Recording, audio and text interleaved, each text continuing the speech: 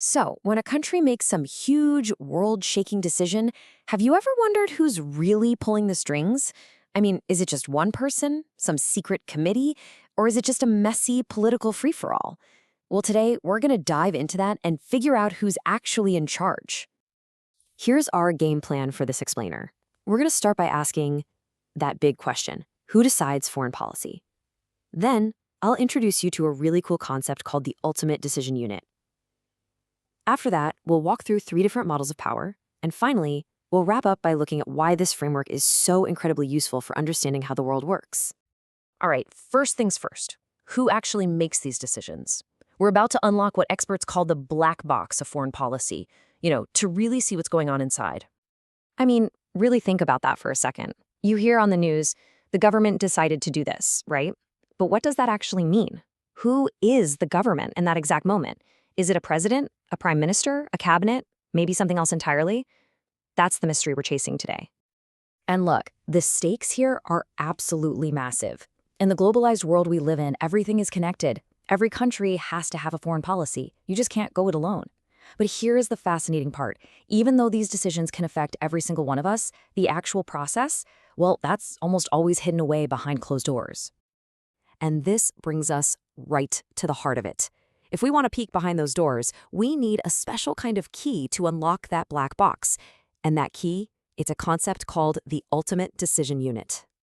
Okay, so what exactly is this ultimate decision unit, or UDU for short? Well, put simply, it's the person or the group that has the real power. They're the ones who can commit a country's resources. We're talking its money, its military, its reputation on the world stage. And, this is crucial, they also have the power to stop anyone else from undoing their decision. See, it's not just about making the call, it's about making it stick. All right, we've got our key. Let's start unlocking some doors. This UDU framework gives us 3 main models for figuring out where the power really is. It helps us unmask the decision makers who are actually running the show. First up, we have the most straightforward model, the predominant leader. And yep, it's pretty much exactly what it sounds like. One person at the very top is making the final call. In this model, all the power is basically in one place, totally concentrated.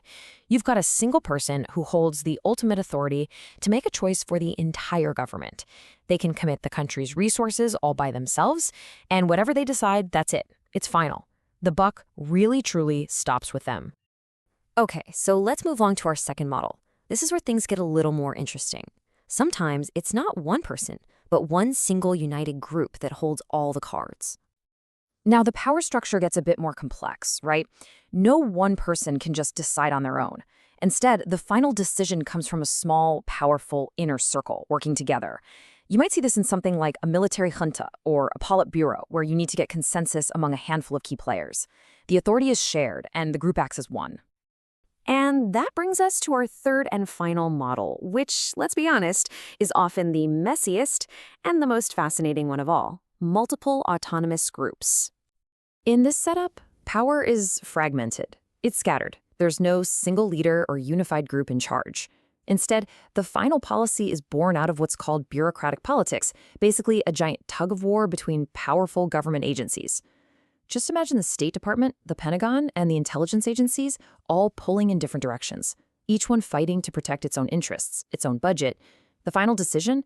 It's not some grand vision, it's usually a messy compromise that's been hammered out after a whole lot of conflict. So let's do a quick recap here. The real difference between these models is simply where the power is located. With a predominant leader, it's all in a single person. In a single group, it shifts to an inner circle. And with multiple groups, well, there's no single location at all. The decision is just the outcome of a compromise. It's basically a spectrum, from total top-down control on one end to organized chaos on the other. So, okay, we've got our 3 models: the leader, the group, and the battling bureaucracies. But this isn't just some dry academic exercise. This is where we connect the theory to what actually happens in the real world. Because here's the thing. No matter who's in charge, whether it's a single leader, a small group, or a bunch of competing agencies, they're almost always trying to be logical. They're striving to follow a rational process to get to the best possible decision they can for their country. And that rational process, ideally, looks something like this. Step 1. You figure out what your choices are. Step 2, you decide on your preferences. What's most important to you? Step 3, you list out all the different paths you could take. Step 4, you think through the likely consequences for each of those paths. And finally, step 5, you pick the one that gives you the best outcome, keeping a close eye on the potential costs. And that is the real power of this whole framework.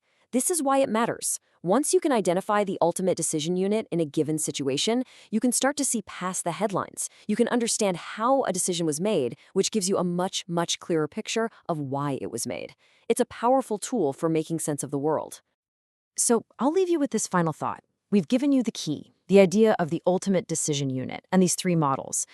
Now take a look at the government where you live. Which model do you think best describes how its biggest, most important decisions are really being made?